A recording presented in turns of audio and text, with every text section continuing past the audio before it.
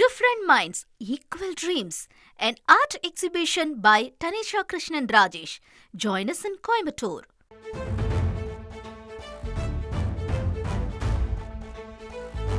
எம்எல்ஏக்களுக்கு car வழங்குவது தொடர்பாக தவேக திமுக உறுப்பினர்களிடையே காரசார விவாதம் நடந்தது. கஜானா காலி என கூறிவிட்டு எம்எல்ஏக்களுக்கு இலவச கார் என வினவிய உதயநிதி, திமுகவின் 59 எம்எல்ஏக்களுக்கும் கார் தேவையில்லை என பேரவையில் அறிவித்தார்.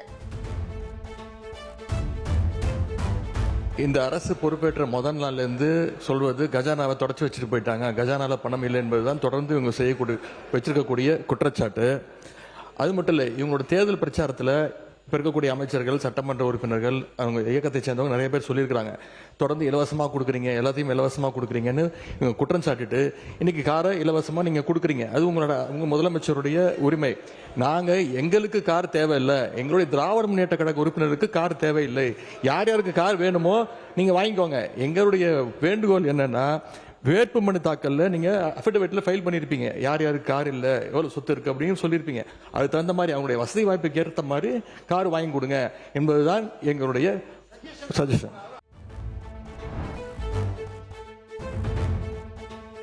கார் வைத்திருக்கும் தவேக எம்எல்ஏக்கள் அரசு ஒதுக்கீட்டில் கார் கேட்க மாட்டோம் என்று அமைச்சர் ஆதவ் அர்ஜுனா பேச்சு. ஏழ்மை நிலையில் உள்ள எம்எல்ஏக்கள் மட்டுமே கார் கேட்டு விண்ணப்பம் அளிப்பார்கள் என்றும் பேரவையில் விளக்கம். எங்க பொதுச்செயலாளர்கிட்ட கார் இருக்கு, என்கிட்ட கார் இருக்கு, இங்க இருக்கக்கூடிய எல்லாருக்கும் கார் இருக்கு. நாங்க போய் சட்டமன்ற உறுப்பினர் கார் வேணும்னு கேட்க போறது இல்ல. இது ஒரு அடிப்படையா இருக்கவங்களுக்கு புரிதல் இருக்கும். அரசியலா நினைச்சாதான் இது அரசியல். எங்க ஏழ்மையா இருக்காங்களோ அவங்க விண்ணப்பத்தை கொடுப்பாங்க. இது சட்டமன்ற உறுப்பினர்களுடைய ஒரு உரிமையா மாற்றப்பட்டு தமிழக வெற்றி கழகத்தில் யார் யாருக்கெல்லாம் கார் இருக்காங்களோ நாங்க யாருமே கார் கேட்க போறது இல்ல. இதுதான் எங்களோட நிலைப்பாடும். அதுதான் எம்எல்ஏக்களுக்கு இலவச கார் வழங்கும் திட்டத்தில் இந்திய கம்யூனிஸ்ட் கட்சிக்கு விருப்பமில்லை என தளி ராமச்சந்திரன் கூறினார். பொருளாதாரத்தில் பின்தங்கிய எம்எல்ஏக்களுக்கு கார் அவசியம் என பாமக தரப்பில் சட்டப்பேரவையில் வலியுறுத்தப்பட்டுள்ளது. சட்டமன்ற உறுப்பினர்கள் கார் வேண்டும் என்று முதலமைச்சர் கோரிக்கை வச்சாங்க.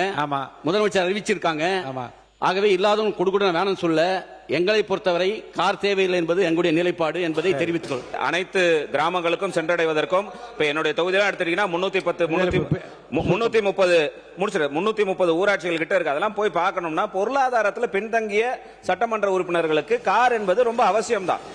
இப்ப என்கிட்ட கார் இருக்கு, இப்ப எனக்கெல்லாம் கேட்டீங்கன்னா கார் தேவையில்லை. அப்ப எங்களுடைய விருப்பத்தையும் கேட்டு இப்ப எங்க கட்சியிலேயே 2 பேருக்கு உண்மையிலேயே பொருளாதாரத்தில் பின்தங்கியவர்கள் இருக்கிறாங்க. மற்ற கட்சி உறுப்பினர்கள் நான் கேட்பேன், போன வாட்டி அங்க கேட்ட போது கூட 2ஆம் முறை சட்டமன்ற உறுப்பினராக இருப்பவர்கள் கூட பொருளாதாரத்தில் பின்தங்கியவர்கள் இருக்கிறாங்க. அப்ப பொருளாதாரத்தில் பின்தங்கி இருப்பவர்களுக்கு யாருக்கு உண்மையிலேயே கார் தேவையோ அவர்களுக்கு வழங்கலாம் என்பதுதான் எங்களுடைய கருத்து. பாமக எம்எல்ஏக்களுக்கு கார் தேவையில்லை என்று சௌமியா அன்புமணி தெரிவித்துள்ளார். தங்கள் எம்எல்ஏக்களுக்கு கார் பராமரிப்புக்கு வழங்கும் தொகையில் அந்தந்த தொகுதிகளில் நெல் சேமிப்பு கிடங்குகள் கட்டி கொடுங்கள் என்று அவர் வலியுறுத்தியுள்ளார். வாகனம் கொடுக்குறது சர்ச்சையாகிருக்குது. சட்டமன்ற உறுப்பினர் கூட பேசும்போது இல்லாதவர்களுக்கு கொடுக்கறதுல ஒன்றும் தப்பு இல்லைனாங்க. பாமகவில் இருக்கக்கூடிய சட்டமன்ற உறுப்பினர்கள் வாங்க தயாராக இருக்கீங்களா இல்லை வேண்டாம் அது அப்படின்னு சொல்ல தயாராக இருக்கீங்களா? ஒவ்வொரு கட்சியோட நிலைப்பாடும் சொல்லியிருக்காங்க. பாமக நிலைப்பாடு அதில் என்ன? நீங்க வாங்கி போறீங்களா இல்லையா? உங்களுக்கு மட்டும் அது சட்டமன்ற உறுப்பினருடைய விருப்பம் தான். பாட்டாளி மக்கள் கட்சியை பொறுத்த வரைக்கும் நாங்க எல்லாருக்கிட்டையும் வாகனங்கள் இருப்பதனால நம்மளுடைய நாங்க 2 பேருமே வாகனம் வேண்டான்னு முடிவு பண்ணியிருந்தோம். எங்களுடைய என்ன ஒரு கோரிக்கைன்னா, எங்களுடைய அப்ப வாகனத்துக்காக ஒதுக்கி இருப்பாங்க இல்லையா சட்டமன்ற உறுப்பினர்கள். இப்ப எங்களுடைய கோரிக்கை என்னன்னா, வாகனத்துக்காக எங்க 2 பேர் சட்டமன்ற உறுப்பினர் நிதி இருந்ததுன்னா அதை எங்க ஊர்ல ஒரு அரிசி நெல் கொள்முதல் கோடவுன் கட்டி கொடுங்க அப்படின்னு கேட்கலாம். வேற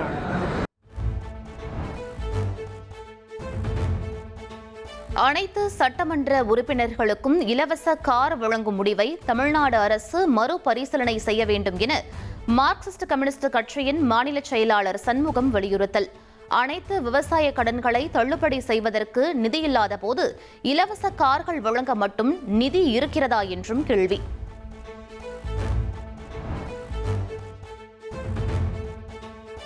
சொந்தமாக 3 வீடுகள் வரை வைத்திருக்கும் எதிர்க்கட்சித் தலைவர் உதயநிதிக்கு எதற்கு அரசு பங்களா என்று கேட்க முடியுமா என அமைச்சர் ஆதவ் அர்ஜுனா விமர்சனம்.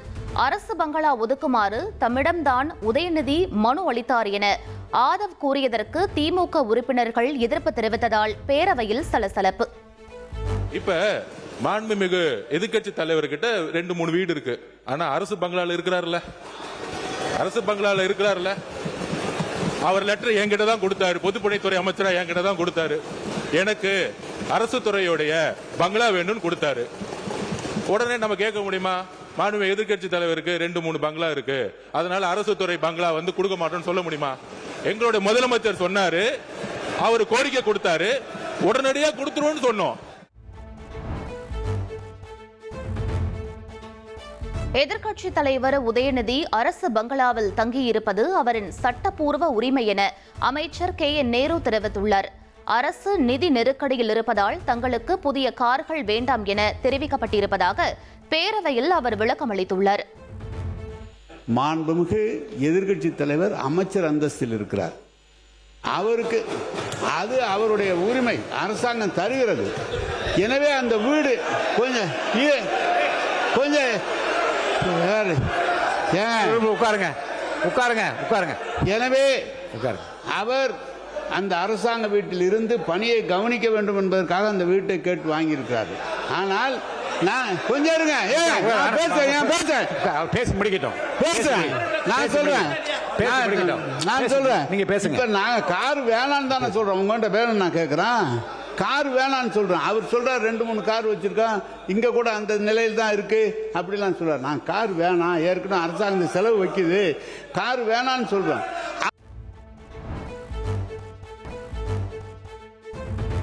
தாய்மாமன் தங்க மோதிர திட்டத்திற்கு முதற்கட்டமாக 1,28,499 தங்க மோதிரங்களுக்கான பணி ஆணை அளிக்கப்பட்டுள்ளது. அரசு மருத்துவமனைகளில் பிறக்கும் குழந்தைகளுக்கு 1 கிராம் மோதிரம் வழங்கும் இந்த திட்டம் செப்டம்பர் 15ஆம் தேதி தொடங்கப்படும் என அறிவிப்பு.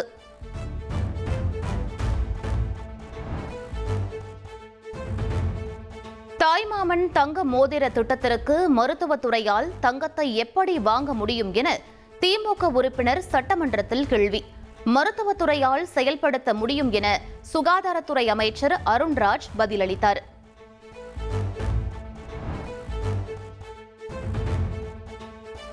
மேஜையில் உள்ள ஃபைல்களை முதலமைச்சர் விஜய் திறக்க வேண்டும் என உதயநிதி ஸ்டாலின் தெரிவித்துள்ளார். ஆதாரம் இருந்தால் உரிய நடவடிக்கை எடுக்க வேண்டும் எனவும் உருட்டல் மிரட்டல்களுக்கு திமுக பயப்படாது எனவும் அவர் திட்டவட்டமாக கூறியுள்ளார். தயவு செய்து இந்த ஃபைல்ஸ் எல்லாம் சீக்கிரம் பிரிச்சு பாருங்க. ஏதாவது குற்றச்சாட்டு இருந்தா, அதில் ஆதாரம் இருந்தா, யாராக இருந்தாலும் அவர் மீது நடவடிக்கை எடுங்க. இந்த உருட்டல் மிரட்டலுக்கெல்லாம் திராவிட முன்னேற்ற கழக உறுப்பினர்கள் பயப்படுவதற்கான எங்களுக்கு தேவை கிடையாது. நான் ஓபன் சேலஞ்சே பண்றேன். முதலமைச்சர் அவர்கள் தொடர்ந்து பார்க்கட்டும், யார் மீது நடவடிக்கை எடுக்க உண்மையாக குற்றச்சாட்டு ஆதாரத்தோடு இருந்தால் அவர் நடவடிக்கை எடுக்கட்டும்.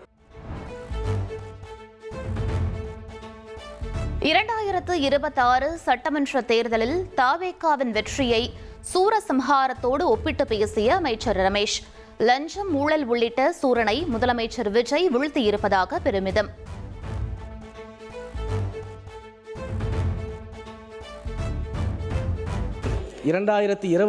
தேர்தலும் கிட்டத்தட்ட ஒரு சூரசம்ஹாரம் தான் அப்படின்றதுக்காக தான் உடனே யார சூரன் சொல்றேன் அப்படின்ற ஒரு கதைக்குள்ள போய் யாரும் கூச்சலிட்டு கூப்பாடு போட வேணாம். 40,245 ஏக்கர் இன்னும் நாம் தனிநபர்களின் பெயரில் பட்டா மாறி இருக்கிறது. அதை மீட்கக்கூடிய பெரும் பணி இந்த ஆட்சிக்கு இருக்கிறது. HRNC லாவில் இருக்கு. வருஷம் நகையை அனெக்சர் பண்ணணும் அப்படின்றது HRNC ஆக்ட் அண்ட் ரவுல்ல இருக்கு. ஆனா இது எதையுமே செய்யாம 10 வருஷம் 5 வருஷம் 20 வருஷமா இந்த நகையுடைய மறுமதிப்பீடையும் இந்த நகையுடைய அனெக்சர்சி எதையுமே சரியாக பல கோயில்கள்ல பெரிய கோயில்கள் எல்லாம் பண்ணாம நகையை உருக்கிட்டேன்னு பெருமை மட்டுமே பேசிக்கிட்டு தான் எப்படி மறைமுகமா அமைச்சர்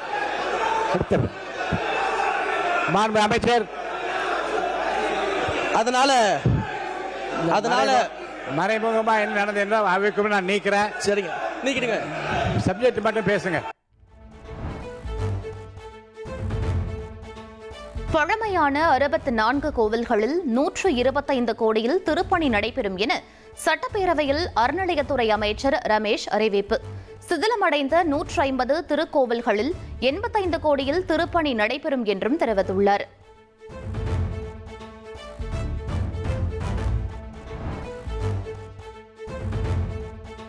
திருச்செந்தூரில் பேருந்து நிலையம் மற்றும் ரயில் நிலையத்திலிருந்து கோவிலுக்கு செல்ல கட்டணமில்லா மினி பஸ் இயக்கப்படும் என அறிவிப்பு.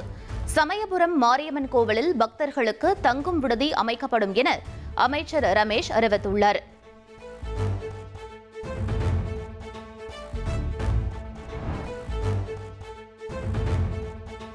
தமிழகத்தில் மின் கட்டணம் உயர்த்தப்படவில்லை என சட்டப்பேரவையில் அமைச்சர் நிர்மல்குமார் தெரிவித்துள்ளார். பொதுமக்களின் புகார்கள் மீது நடவடிக்கை எடுக்க குழுக்கள் அமைக்கப்பட்டிருப்பதாகவும் அவர் கூறியுள்ளார்.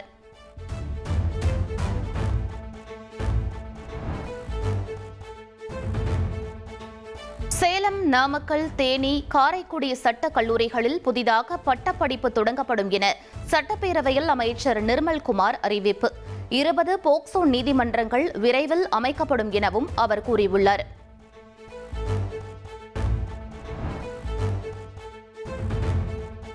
மக்களவை தொகுதிகளின் எண்ணிக்கை 543ஆக தொடர வேண்டும் என முதலமைச்சர் பேசவில்லை என்று சட்டப்பேரவையில் உதயநிதி ஸ்டாலின் குற்றம் சாட்டினார்.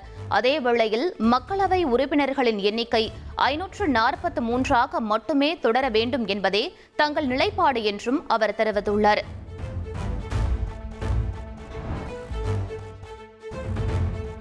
தொகுதி மறுவரையறை குறித்து பேரவையில் நிறைவேற்றப்பட்ட தீர்மானத்தில் அரசு உறுதியாக இருப்பதாக அமைச்சர் ஆதவ் அர்ஜுனா தெரிவித்துள்ளார். வாஜ்பாய் ஆட்சி காலத்தில் கொண்டுவரப்பட்டது போன்ற சிறப்பு சட்டத்தை கொண்டுவர வேண்டும் என்றும் தொகுதிகளின் எண்ணிக்கையில் எந்த மாற்றமும் இருக்கக்கூடாது என்றும் அவர் வலியுறுத்தியுள்ளார்.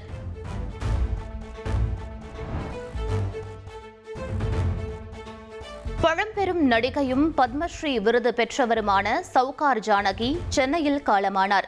94 வயதான சவுகார் ஜானகி மருத்துவமனையில் சிகிச்சை பெற்று வந்த நிலையில் உயிரிழந்தார். சவுகார் ஜானகி மறைவு திரைத்துறைக்கு பேரிழப்பு என்று முதலமைச்சர் விஜய் இரங்கல் தெரிவித்துள்ளார். பல தலைமுறை ரசிகர்கள் மனதில் நீங்கா இடம் பிடித்தவர், எண்ணற்ற கதாபாத்திரங்களுக்கு உயிர் ஊட்டியவர் என்றும் பதிவிட்டுள்ளார். பழம்பெரும் நடிகை சவுகார் ஜானகி மறைவுக்கு திரைத்துறையினர், அரசியல் கட்சி தலைவர்கள் இரங்கல். அன்னை பிம்பம் ஒன்று விடைபெற்றது, கண்ணீரோடு வழி அனுப்புகிறேன் என எக்ஸ் தளத்தில் நடிகரும் மக்கள் நீதிமய்யம் கட்சியின் தலைவருமான கமல்ஹாசன் பதிவு.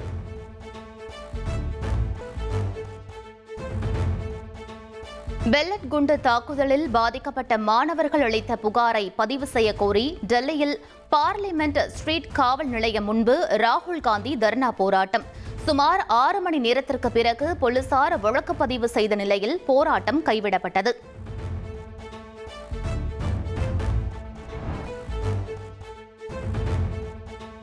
சாதி அடிப்படையிலான இடஒதுக்கீட்டில் சீர்திருத்தம் செய்யக்கோரி டெல்லி ஜந்தர் மந்தரில் ஆயிரக்கணக்கானோர் திரண்டு ஆர்ப்பாட்டம். பிரதமரிடம் கோரிக்கை மனுவை அளிக்கும் வரை போராட்டம் தொடரும் என அறிவிப்பு.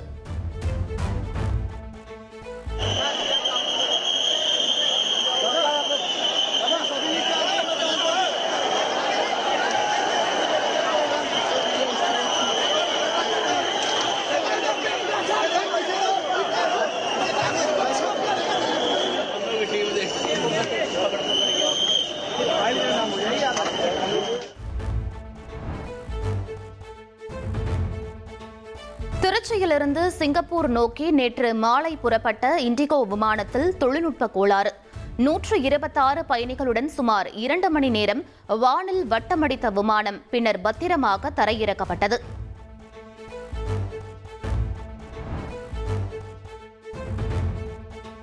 சீமை கருவேல மரங்களை அகற்றுவது தொடர்பாக கள ஆய்வு நடத்தப்படும் என அரசு கூறுவது அதிகாரிகளின் தாமதப்படுத்தும் தந்திரம் என தமிழக அரசுக்கு சென்னை உயர்நீதிமன்றம் கண்டனம் தெரிவித்துள்ளது.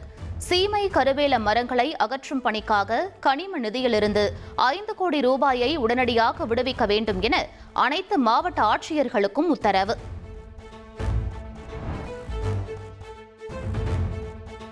தலைமை செயலாளர் மற்றும் குஜிலியம்பாறை வட்டாட்சியர் ஆகியோரை பதவி நீக்க வலியுறுத்தி தமிழகம் முழுவதும் மார்க்சிஸ்ட் கம்யூனிஸ்ட் கட்சி சார்பில் இன்று ஆர்ப்பாட்டம்.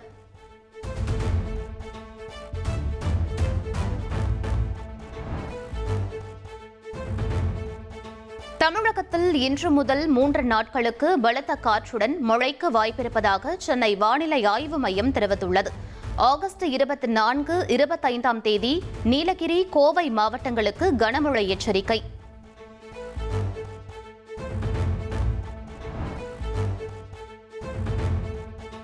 சென்னையில் ஆபரண தங்கத்தின் விலை நேற்று காலையில் சவரனுக்கு 880 ரூபாய் உயர்ந்த நிலையில் மாலையில் மீண்டும் ரூபாய் 1120 உயர்வு. 1 கிராம் 14,850 ரூபாய்க்கும் 1 சவரன் 1,18,800 ரூபாய்க்கும் விற்பனையாகிறது.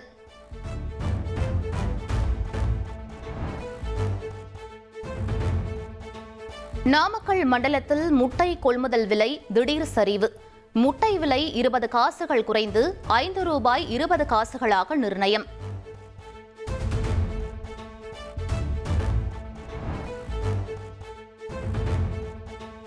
தமிழ்நாடு வீட்டு வசதி வாரியத்தின் பல்வேறு திட்டங்களில் நேரடி மற்றும் இணையவழி பதிவு தொடக்கம். தேவையான ஆவணங்களுடன் தகுதி உடையவர்கள் உரிய காலக்கெடுவிற்குள் விண்ணப்பிக்க அறிவுறுத்தல்.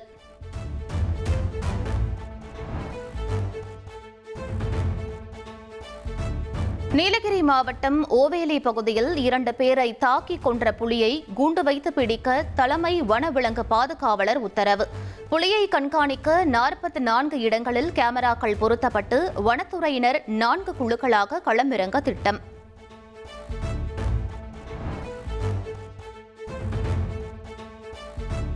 சென்னையிலிருந்து ஆக்ரா சென்ற ரயிலில் சூட்கேஸில் உடல் பாகங்கள் கண்டெடுக்கப்பட்ட சம்பவத்தில் பகீர் கிளப்பும் தகவல்கள் வெளியாகியுள்ளன. உடலை வெட்டி மைதா மாவு போட்டு வேக வைத்ததாக அதிர்ச்சி தகவல் வெளியாகியுள்ள நிலையில் நர மாமிசம் சாப்பிட்டார்களா என போலீசார் விசாரணை மேற்கொண்டு வருகின்றனர். TNPL கிரிக்கெட் தொடரின் 26வது லீக் போட்டியில் சேப்பாக் சூப்பர் கில்லிஸ் அணியை 14 ரன்கள் வித்தியாசத்தில் வீழ்த்திய திருச்சி கிராண்ட் ஷோலாஸ் அணி. சென்னை சேப்பாக்கத்தில் நடைபெற்ற போட்டியில் திருச்சி அணியின் சஞ்சய் யாதவ் ஆட்ட நாயகனாக தேர்வு செய்யப்பட்டார். அமெரிக்காவின் அலாஸ்காவில் ராணுவ பணிக்காக பயன்படுத்தப்பட்ட சார்ட்டர் விமானம் தரையிறங்க முயன்றபோது விபத்தில் சிக்கியது. அடர்ந்த மூடுபனி காரணமாக விபத்து நிகழ்ந்த நிலையில் 8 பேர் உயிரிழந்தனர். யுக்ரைனின் கிரிவி ரிஹ் நகரில் உள்ள வணிக வளாகம் மீது ரஷ்யா நடத்திய ட்ரோன் தாக்குதலில் குறைந்தது 15 பேர் உயிரிழப்பு. 100க்கும் மேற்பட்டோர் காயமடைந்த நிலையில் ரஷ்யாவின் கொடூரமான செயல் என யுக்ரைன் அதிபர் ஜெலன்ஸ்கி கண்டனம். ரஜினிகாந்த் நடிப்பில் உருவாகியுள்ள ஜெயிலர் 2 படத்தின் அலபுலேலோ பாடல் வெளியானது. நெல்சன் இயக்கத்தில் உருவாகும் இப்படம் அக்டோபர் 15ஆம் தேதி வெளியாகிறது. இயக்குனர் லோகேஷ் கனகராஜ் முதல் முறையாக நாயகனாக நடித்த DC திரைப்படம் 100 கோடி வசூல் கிளப்பில் இணைந்துள்ளது.